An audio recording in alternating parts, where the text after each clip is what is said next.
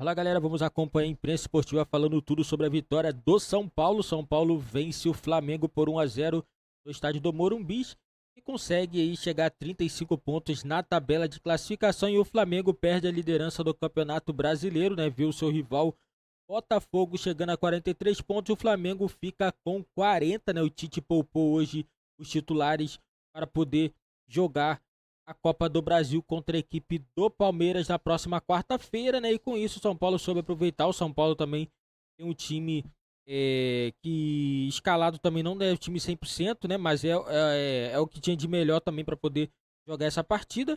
O São Paulo, na minha opinião, foi melhor na partida. O Flamengo pecou muito, né, nessa partida contra o São Paulo, uma escalação muito estranha, né? O torcedor não entendeu porque esse time do Flamengo foi a campo, né? O time, na minha opinião, com Gabigol e Carlinhos no ataque, na minha opinião, foi um equívoco do Tite, né?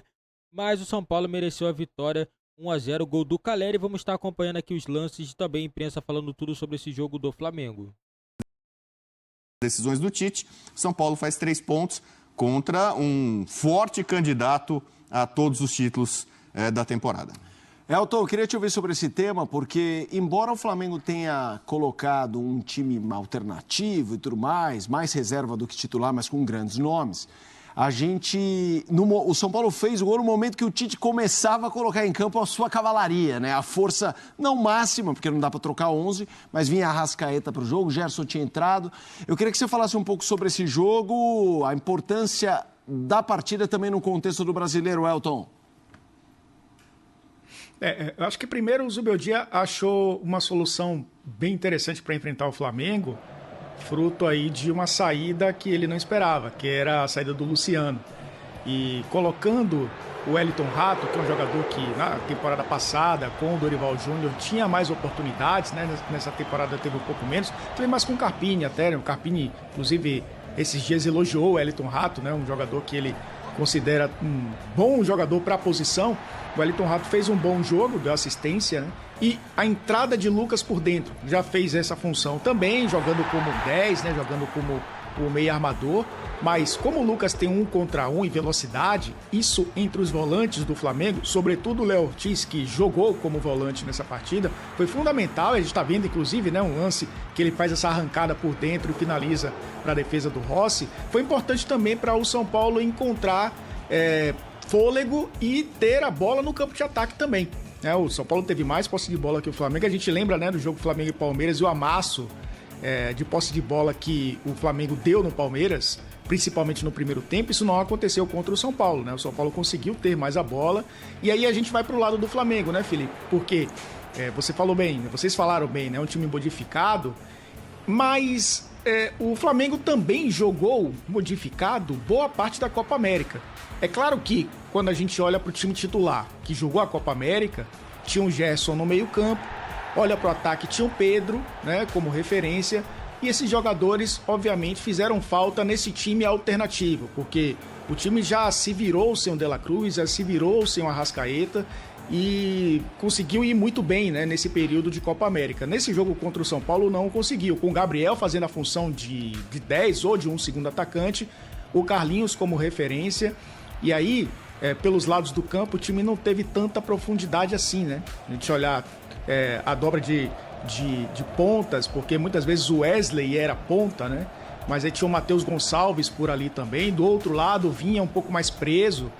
Quem tinha um pouco mais de liberdade é o Bruno Henrique, que volta de lesão, não é um jogador com aquela potência física que a gente está acostumado a ver. Então o Flamengo não conseguiu jogar pelos lados do campo e sentiu dificuldades por dentro porque o Lucas estava dando muito trabalho por ali. Só que os gols não saíram, né? O gol do São Paulo não saiu, o Flamengo não conseguiu nem acionar o Carlinhos. E aí tem a questão de não ter o Pedro, né? Porque o Carlinhos foi o cara que menos tocou na bola no primeiro tempo. E aí o São Paulo, no segundo tempo, na bola parada, como a gente está vendo, conseguiu fazer o gol com o Caleri e passou a controlar o jogo muito bem. Porque logo depois, como você se referiu bem, né? Os jogadores, os principais jogadores do Flamengo entraram em campo, mas aí o São Paulo já tinha controlado muito bem o espaço, fez um jogo muito maduro. É interessante que a gente está falando de duas equipes que conseguiram vantagens nos jogos de ida da Copa do Brasil, mas um está muito mais preocupado com o jogo da volta do que o outro. Porque o São Paulo joga em casa, o São Paulo conseguiu uma vantagem fora de casa, o Flamengo vai ter que, nessa mesma cidade, né, em outro estádio, manter a sua vantagem contra uma equipe muito superior, né? Não dá para comparar o Palmeiras e o Goiás. Então acabou sendo uma vantagem para o São Paulo nesse sentido também. Na verdade, o que eu acho que ajudou muito o São Paulo é a agenda. Porque o São Paulo jogou com o Goiás no Morumbi, fez 2-0, visita o Goiás, mas o jogo é quinta. Né? Depois até confirma para mim, Dimas, mas é quinta-feira, né? Então, jogou terça para sábado, que seria o quarta para domingo, né? Uma agenda tradicional, e daí vai de sábado para quinta. A conta vai chegar na rodada que vem, que é anterior à Libertadores. Eu imagino que o São viajou, Paulo... né, Felipe? Que foi? Não viajou, né? Permaneceu em São Paulo também durante a semana. Exato. E daí eu acho que na próxima rodada, eu imagino que aí é o momento que o Zubodia colocou ali no seu calendário. Esse é o jogo de eventualmente poupar, porque é São Paulo contra o Atlético Goianiense, que é o time mais fraco do campeonato, Morumbi, né? Então, em tese, tem um jogo que você pode preservar alguns jogadores, poupar algumas peças, seria esse. E ainda mais pelos jogos próximos. A gente vai falar já, torcedor São Paulino, torcedor do Flamengo, sobre vários personagens. Tem um que a gente precisa falar. Porque a gente se falar de Caleri, de quando o Pedro joga, hoje Gabigol, tudo mais, atacantes, meias. O que o Alan Franco do São Paulo tá jogando? A gente já vai falar do zagueiro do São Paulo, a gente vê nos melhores momentos. Tem uma jogada que ele divide no meio, abre na direita, que baixou Dario Pereira no nome. Mas a gente já vai falar sobre o Alan. Eu quis fazer essa ressalva porque a vida de zagueiro, volante, às vezes é cruel, né? Porque eles entram no fim da fila dos elogios e a gente já vai chegar lá. Mas eu queria te ouvir, Bueno, sobre, primeiro rapidinho, pra você, vitória merecida. Um jogo razoavelmente equilibrado, mas o São Paulo foi melhor. Foi melhor já no primeiro tempo, quando virou 0-0. No segundo tempo, o jogo foi mais equilibrado, muita trocação, ficou meio imprevisível, mas mesmo assim o São Paulo criou as melhores oportunidades, né? O São Paulo poderia e deveria ter feito mais gols, né? Demorou até para sair o gol do Caleri de bola parada. O São Paulo construiu muito aqui, né? Pela esquerda, com o Ferreirinha, o Wellington já destaquei também, muito forte. O Wesley teve problemas, aí o Tite teve que chamar o Léo Ortiz para ajudar por ali, né? O Matheus também para ajudar a tentar fazer uma cobertura. O São Paulo estava criando muitas situações por ali, né? Então, em termos de justiça, né? Que é desempenho e tal, o São Paulo fez por merecer. São Paulo mais inteiro, muito intenso, mordendo. Você citou o Alan Franco. O Alan Franco é um dos grandes sucessos da era Zubeldia. Porque antes do Zubeldia, ele era reserva do São Paulo. Deixa eu te perguntar, o Alisson do Dorival é o Alan Franco do Zubeldia? O Alan Franco resolveu um problema ali. São Paulo negociou o Diego Costa, né? Sim. Que era a reserva, né? Quebrava o galho. Na final da Copa do Brasil contra o Flamengo, o Arboleda se machuca no começo, o Diego Costa entra e faz uma boa partida. São Paulo negociou esse zagueiro. O Ferrarese, que também é jogador internacional, de seleção, até agora não justificou muito o nome, a pompa, né? E o Alan Franco, com a bola no pé, com técnica e com raça, hoje ele deu um exemplo de dedicação, de luta, 2 divididas em sequência, ele ganhando ali com o pé firme na bola, de forma leal. Pensei que ele ia sair machucado, ele continuou mancando, ficou até o fim, né? Então é um jogador que realmente está vestindo com muito orgulho, muita honra à disposição essa camisa do São Paulo. Ô Elton, a gente tinha uma tarja aqui, uma frase aqui na nossa tela, que é sobre o Flamengo errou ao poupar e tal, não cornetando a nossa produção. Adoro o Dimas Copete trazendo aqui pra gente esses debates. Eu não gosto muito de optar, olha lá, Tite errou ao escalar. Eu quero entrar, vou jogar pra você trazendo o que eu penso sobre isso. Eu nunca avalio muito essa coisa de acertou ou errou, porque comissão técnica tem a informação fisiológica dos jogadores e tudo mais, e é tanta coisa pra você colocar fichas que é difícil você jogar força total todos os jogos. Difícil não, é impossível.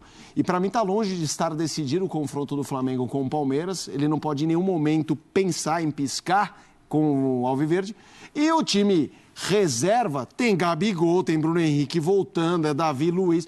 Entendeu? É um time reserva com brilho, hein? Então, assim, eu respondo que eu não acho que o Tite errou. Mas a gente pode condicionar o debate ao resultado, e eu não gosto de fazer isso. Como é que você vê esse tema, Elton? É difícil falar depois de um jogo, né, que o Flamengo acabou não vencendo. Eu acho que o Tite não errou em poupar esses jogadores. Olhando primeiro para o Campeonato Brasileiro, o Flamengo segue com um jogo a menos em relação ao Botafogo, e não pode ser alcançado pelo Palmeiras nessa rodada. Então o Flamengo, no mínimo, mantém a segunda posição, com um jogo a menos em relação ao Botafogo, vencendo esse jogo, ultrapassa nos critérios de desempate, né, no saldo de gols principalmente, e tendo um confronto direto com o Botafogo e com o Palmeiras, 2 confrontos diretos, né, inclusive um na próxima rodada. Então, olhando para o campeonato, o resultado talvez não interfira no projeto do Flamengo em lutar pelo título até o final, em voltar a ser campeão brasileiro.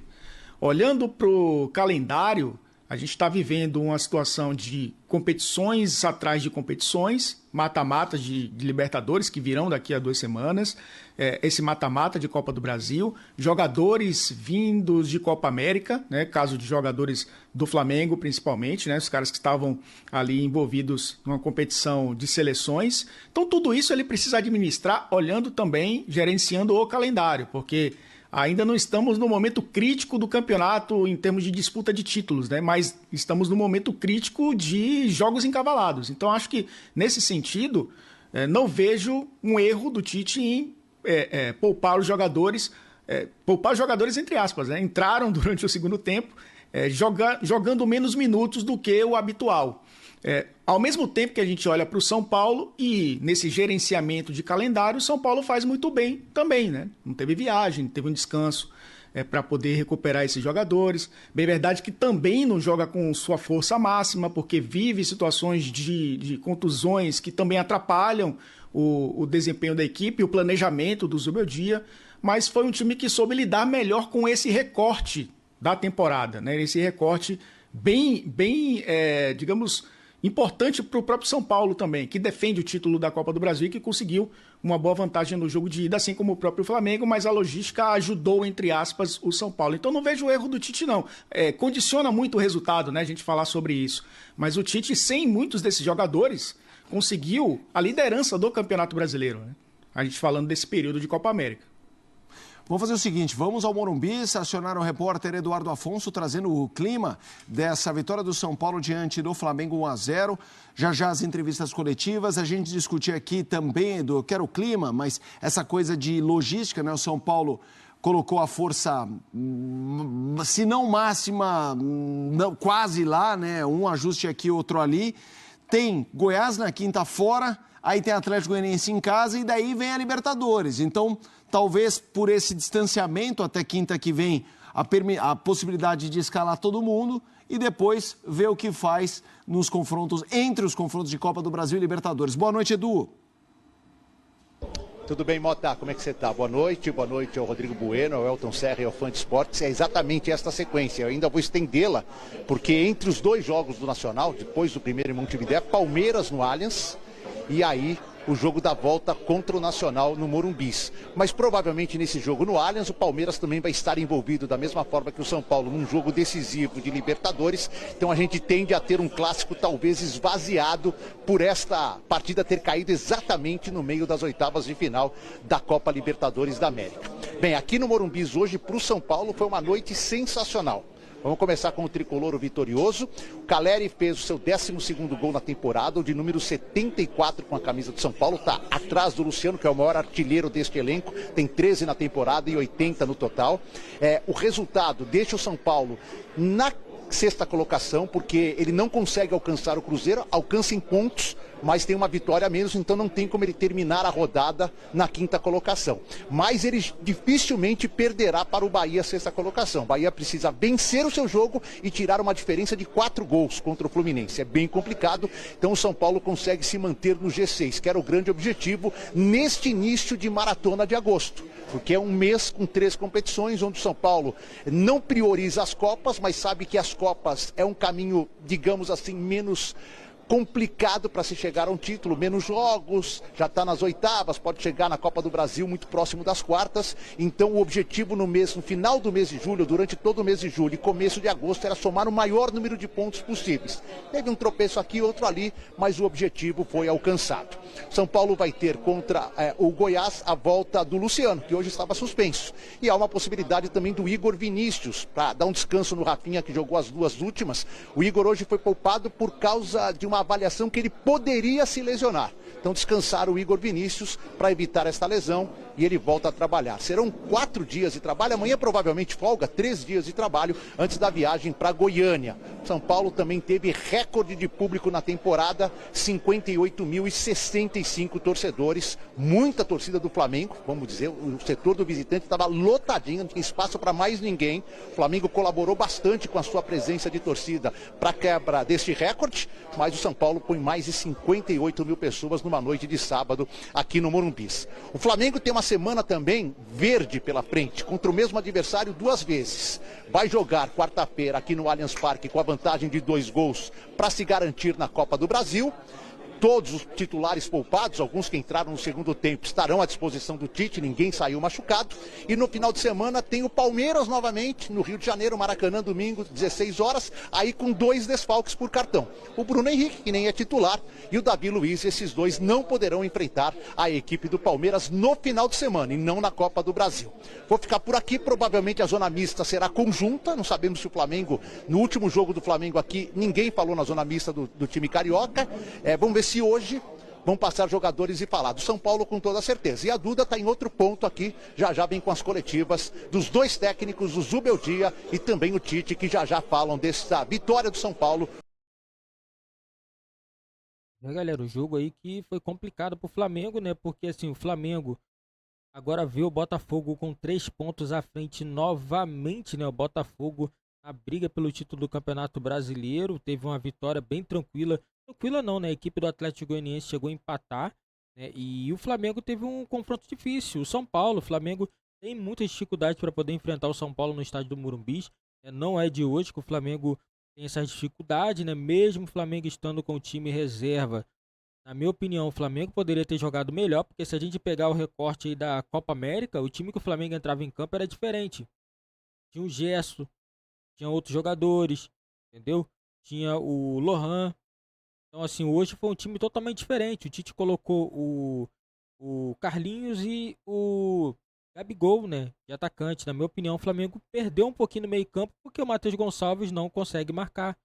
Não é um jogador de marcação. Então, o Flamengo perdeu um pouquinho no meio campo. E o time do São Paulo é um time muito sólido, né? Mesmo o São Paulo poupando alguns jogadores, o São Paulo continua sendo uma equipe muito forte, uma equipe que sabe jogar. E tem um técnico também que sabe trabalhar o elenco. Então, assim, era esperado um resultado negativo, obviamente, que o São Paulo jogando em casa é uma equipe que joga bem. O São Paulo hoje colocou 58 mil torcedores. Então é nítido que a equipe também vai querer jogar bola, né? Tanto o torcedor São Paulino, São Paulo não é jogar? Claro que é jogar. Então o São Paulo soube aproveitar o fator campo, jogou melhor que o Flamengo e mereceu a vitória. A Caleri marcando mais um gol contra o Flamengo. O Flamengo perdeu muito também pelo lado direito, né? O São Paulo soube aproveitar, sabe que é o lado mais frágil do Flamengo, o lado do Wesley. E com isso o São Paulo conseguiu aproveitar a maioria das jogadas por ali. Até que conseguiu o gol, né, e conseguiu sair com a vitória bem tranquila do time do São Paulo, 1-0. E o São Paulo se mantém no G6 do Campeonato Brasileiro, vai jogar o jogo de volta da Copa do Brasil, o jogo contra o Goiás. São Paulo já fez 2-0, já encaminhou a sua classificação para as quartas de finais. E na outra semana o São Paulo já se prepara para poder jogar o jogo de ida das oitavas de finais da Libertadores. O São Paulo tendo muitas decisões pela frente. Nenhuma das duas equipes, nem o São Paulo nem o Flamengo, teve desfalques. Então acredito que vai ser bem tranquilo aí para o Flamengo e também para o São Paulo na Copa do Brasil. E depois pensando também no Campeonato Brasileiro e depois Libertadores, né? Vamos ter um mês bem movimentado. Flamengo e São Paulo praticamente em 22 dias, 23 dias, vão fazer 7 jogos, né? Uma carga de jogos muito grande devido às competições, né? Copa do Brasil, Libertadores e Campeonato Brasileiro. Então esse time do Flamengo e São Paulo não vai ter folga por estar jogando aí todas as competições disponíveis no momento.